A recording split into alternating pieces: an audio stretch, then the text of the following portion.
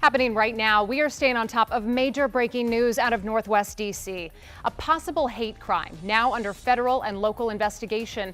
A soon-to-be engaged couple, both employees of the Israeli embassy, shot and killed outside of the Capitol Jewish Museum. The couple, Yaron Lashinsky and Sarah Milgram, worked together at the Israeli embassy. They were soon to be engaged. Sarah received her master's from American University School of International Service back in 2023. The young man purchased a ring this week with the intention of proposing to his girlfriend next week in Jerusalem.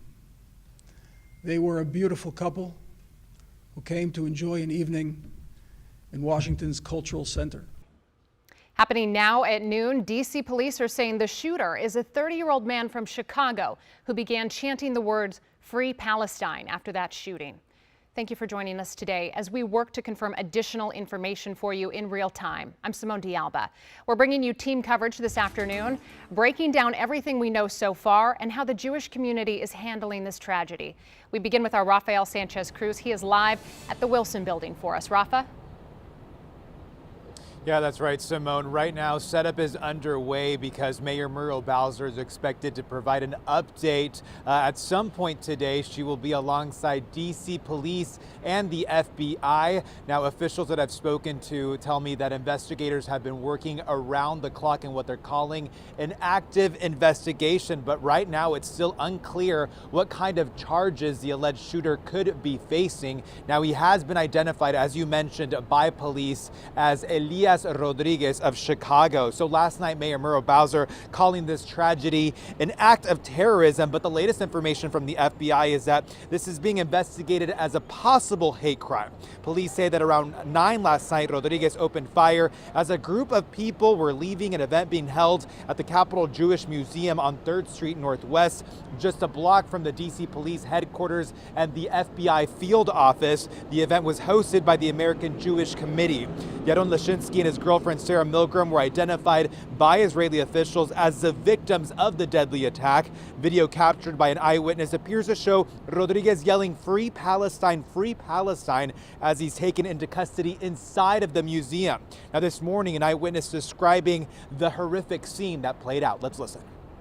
I was walking by and a guy came up and looked like a gun. I couldn't tell what it was, but I heard it afterwards, the shots, and he shot this young couple. And he ran inside and yelled something. I couldn't make it out what he said.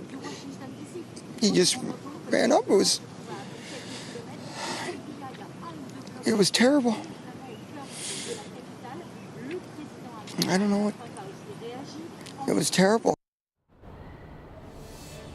Yeah, D.C. investigators say that Rodriguez was seen pacing around the museum before the shooting. Now, a lot of questions regarding if this attack could have been stopped. And actually, D.C. Police Chief Pamela Smith addressed some of these concerns. She said they had no intelligence indicating that Rodriguez planned to carry out the alleged shooting. She also said that he didn't have an extensive background or any kind of information as of last night. Of course, we expect to get more information about this investigation today and also when he will appear in court. Now, Attorney General Pam Bondi just a couple minutes ago did speak to some members of the press, and she did say that acting U.S. Attorney here in D.C., Janine Pirro, will be heading this prosecution, this case, if charges are presented. We expect to have more details coming up, and of course, we'll have more on WSA9.com, streaming on WSA9 Plus, and this afternoon on our newscast. Simone, back to you. You know, you really feel for that witness who you spoke with, Rafa, as he's trying to process some of the shock